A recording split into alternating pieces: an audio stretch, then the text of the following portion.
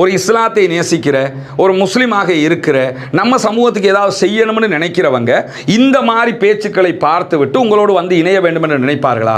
சரி, அவர் தான் அப்படி பேசுறாருன்னா நீங்க அத்தனை பேரும் விழுந்து விழுந்து சிரிக்கிறீங்களே, நீங்களாவது கொஞ்சம் யோசிக்க மாட்டீங்களா? இந்த முழு நாடும் பார்க்குது, வெளிநாடுகளில் இருக்கிறவங்க பார்க்குறாங்க, நேரடி ஒளிபரப்பு செய்யப்படுகிறது.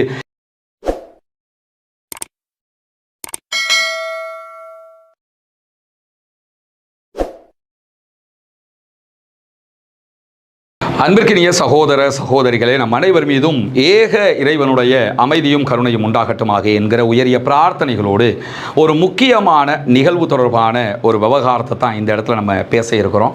அது என்ன முக்கியமான நிகழ்வுன்னா, கடந்த 2 நாட்களுக்கு முன்பதாக ஸ்ரீலங்கா முஸ்லிம் காங்கிரசினுடைய 2 நிகழ்வுகள் கல்முனை சாய்ந்தமருது ஆகிய 2 பகுதிகளில் நடைபெற்றிருக்கிறது.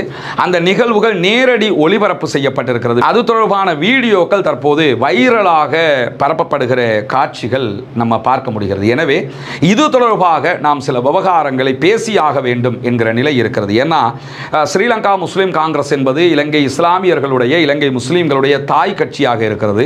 அந்த கட்சியினுடைய வளர்ச்சி வேகம் எப்படிப்பட்டது என்பது ஆரம்ப காலத்திலே அத்தனை பேருக்கும் தெரியும். முன்னாள் அமைச்சர் மறைந்த தலைவர் அஷ்ரப் அவர்கள் இருக்கிற போது அந்த கட்சிக்குரிய கண்ணியமும் மகத்துவமும் எப்படி இருந்தது மக்கள் மத்தியிலே என்பதெல்லாம் நமக்கு தெரியும்.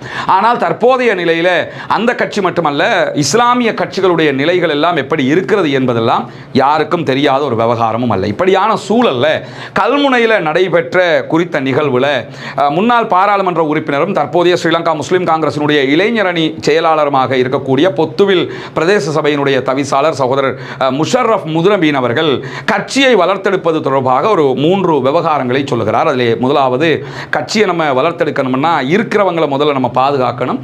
2வது, கட்சியை விட்டு போனவங்களை கட்சிக்குள்ள கொண்டு வரணும். 3வதாக, புதிய இளைஞர்களை